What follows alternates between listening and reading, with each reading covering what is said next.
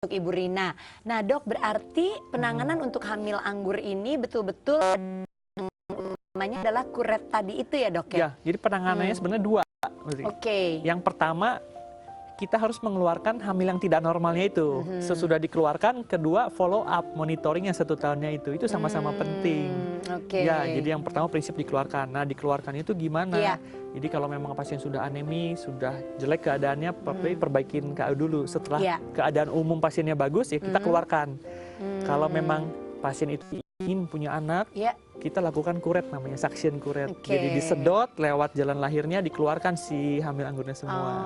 Tapi kalau anaknya sudah cukup, misalnya umur sudah di atas 40 tahun, nggak mau punya anak lagi, kita bisa langsung operasi angkat rahimnya sekalian. Oh gitu. Itu pilihannya. Oke. Kalau dioperasi diangkat rahim itu gimana dok? Maksudnya bisa mengurangi resiko bahkan untuk kanker dan lain-lain ya dok ya? Ya, ada dibilang karena rahimnya nggak ada dan hamil anggur ini sama tempat-tempatnya kita buang lah istilahnya seperti itu. Jadi resiko untuk jadi kanker lebih rendah. Gitu. Walaupun pengawasan 1 tahunnya setelah itu tetap kita lakukan. Ya? Iya. Aduh ini informasi yang sangat berguna sekali nih. Jadi untuk seluruh ibu-ibu dan juga untuk perempuan-perempuan dimanapun Anda berada, mesti ada nih pengetahuannya tentang hal ini ya dokter ya. Betul. Supaya tahu cara penanganan terbaik dan juga resiko apa yang bisa Anda hadapi berikutnya. Oke, nah dok kalau misalnya kita bicara soal tadi dari adanya detak jantung sampai kemudian pokoknya kalau ada detak jantung, kalau problem berikut tuh nggak mungkin kemudian hamil anggur gitu ya dok ya? Ya, untuk hamil anggur yang komplit itu sebenarnya itu sudah nggak tidak ada mungkin. Ya? Kecuali hamil anggur yang tidak komplit itu tadi itu jarang. Yang sangat jarang terjadi. Oke, nah dok, kalau misalnya apalagi dok hal-hal yang perlu diperhatikan oleh kita yang terkait dengan kehamilan anggur ini? Ya, jadi mungkin sebetulnya lebih ke kalau untuk pencegahan ya jelas dari nutrisi kita harus gizi seimbang lah ya. Mungkin ibu-ibu bisa lihat dari luar gizi seimbang itu sebetulnya sudah cukup untuk supaya orang nggak kurang nutrisi pada saat hamil. Kemudian saat hamil itu sendiri karena hamil anggur bisa terjadi pada usia berapa aja Mbak Becky. Jadi sejak awal kehamilan perlu yang namanya pemeriksaan diri ke tenaga kesehatan. Pemeriksaan diri ke dokter normal nggak hamilnya gitu. Kalau memang dia normal kita kan lebih tenang melanjutkan. Tapi kalau ada yang tidak normal, awal mungkin kita bisa tahu. Mungkin itu yang perlu penting ya untuk hamil anggur. Nah, untuk kalau kita bicara khusus hamil anggur, sebelumnya tidak ada protein khusus, makanan khusus yang ditujukan untuk hamil anggur. Tapi ketika ibu mau hamil, ya semua kadar gizi harus seimbang, harus cukup gitu. Dan mungkin pesan untuk ibu-ibu yang belum hamil, mau hamil, kita bisa memberikan suplemen asam folat. Itu 3 bulan sebelum hamil sudah mulai dianjurkan. Iya. Asam folat tuh ya. Kalau bahasa kerennya tuh folic acid gitu ya. Oke, baiklah kalau begitu. Dah, kita lanjutkan lagi obrolan kita dengan Dr. Hendrik dan silakan di 0212903264 untuk yang ingin bertanya. Tapi sekarang saya ingin mengajak Anda untuk mengikuti tips kesehatan mengenai gejala hamil anggur yang perlu kita waspadai. Silakan. Tips kesehatan gejala hamil anggur. Ketika sudah dinyatakan hamil, ada bercak pendarahan dan mengakibatkan anemia, mual dan muntah secara berlebihan. Perut semakin besar tetapi tidak ada gerakan janin dalam kandungan. Tidak terlihat adanya tulang janin pada saat pemeriksaan radiologis atau ronsen. Kadar HCG akan meningkat lebih tinggi daripada kadar HCG pada kehamilan normal.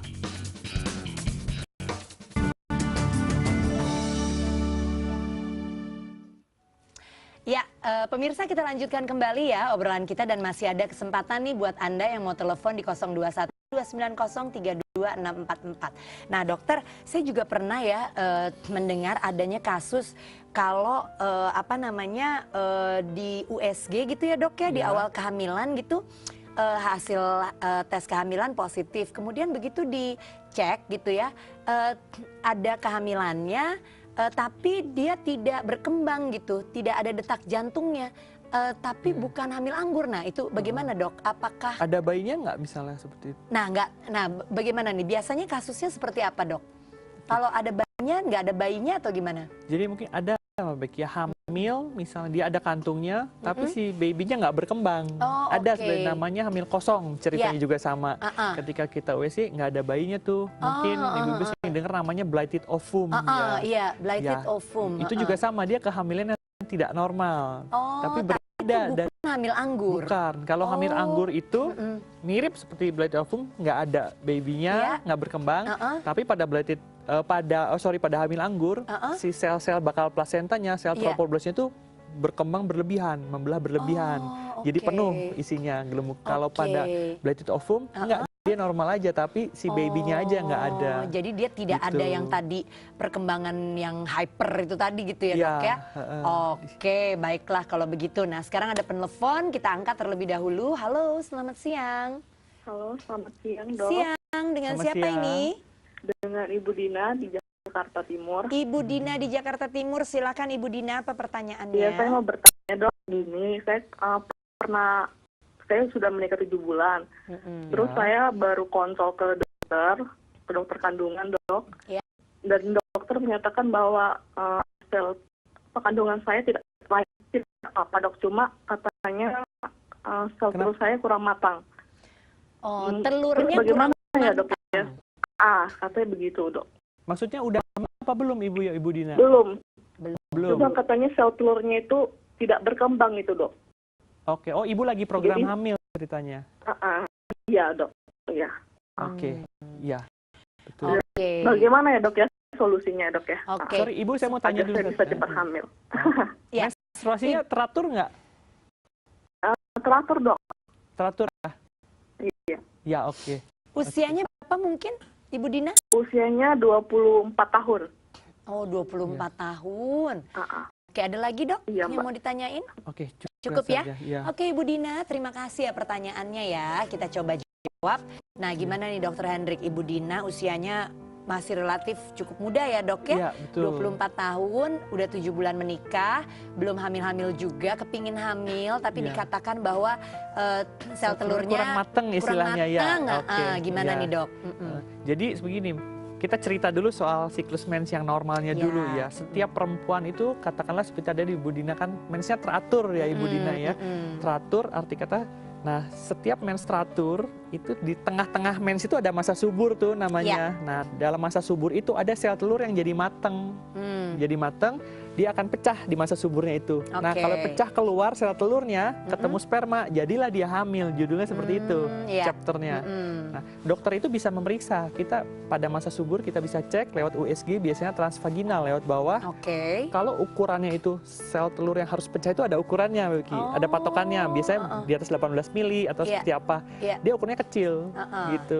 Kecil Oke. dan kemungkinan untuk pecahnya gagal. Nah, telur yang kecilnya itu kita bilang kurang matang mungkin istilahnya. Kalau matang itu siap pecah seperti Iya. itu, gitu. Oke.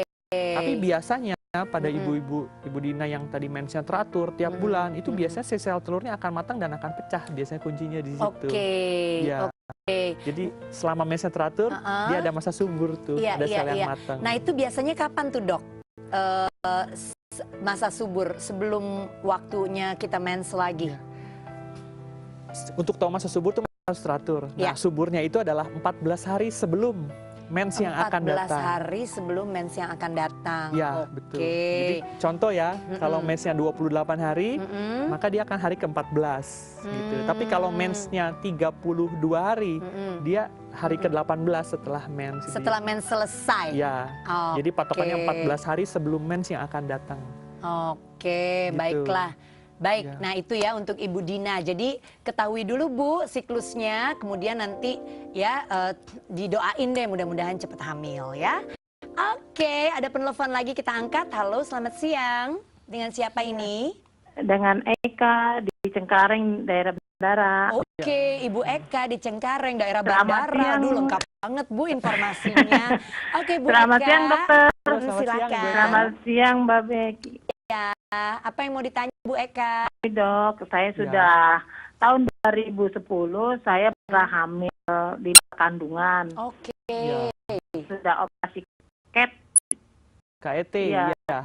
Kehamilan KET. ektopik terganggu. Hmm. Terus udah gitu dari 2010 sampai sekarang 2015 belum hamil-hamil lagi. Saya operasi, jadi Iya. tubanya tuh apa ya, maksudnya kehamilan di luar kandungan itu katanya sudah pas kata dokternya gitu loh. Oke. Jadi dioperasi. Betul. Terus gimana caranya supaya bisa hamil kembali setelah operasi Betul. Oke. hamil di luar kandungan ini, Dok? Terima Oke. kasih. Ibu Eka, bentar Bu, Iya. ditanya dulu. Silakan Dok. Sebelumnya udah pernah kontak dokter untuk program hamil belum Bu ya? Program hamil belum. Belum. Oke, ya. Ibu udah punya anak tapi sebelum 2010? Belum. Jadi udah 2 kali. Saya pertama keguguran, terus keduanya hamil di luar kandungan. Oke. Umurnya berapa Ibu Eka? 34. Oke, ya. Cukup. Oke, Ibu Eka, coba jawab pertanyaannya ya. Ya, gimana dokter? Ya.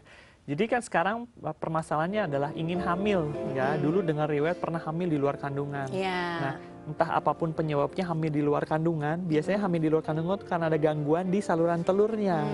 Seperti Ibu Eka kan hamil di luar kandungan di saluran telur. Ya, Mungkin dia itu ada yang- penyempitan ya, atau saluran oke. telurnya ada masalah di situ. Oke, dan itu kalau sampai dia pecah, berarti dia Iya. terputus dong, Dok? Nah, biasanya ketika dia pecah, yang jadi masalah itu dia pendarahan. Oh. Nah, berdarahnya itu ke dalam perut tuh. Oke. Jadi nggak keluar, nggak kelihatan, di dalam perut banyak. Jadi Dan- itu perlu dioperasi ya, Dok? Betul, waktu itu dia pasti anemia, ya? nyeri perutnya juga Dibersihkan hebat gitu ya? seperti itu. Nah, harus segera dioperasi untuk menghentikan pendarahannya itu. Oh, oke, Ya.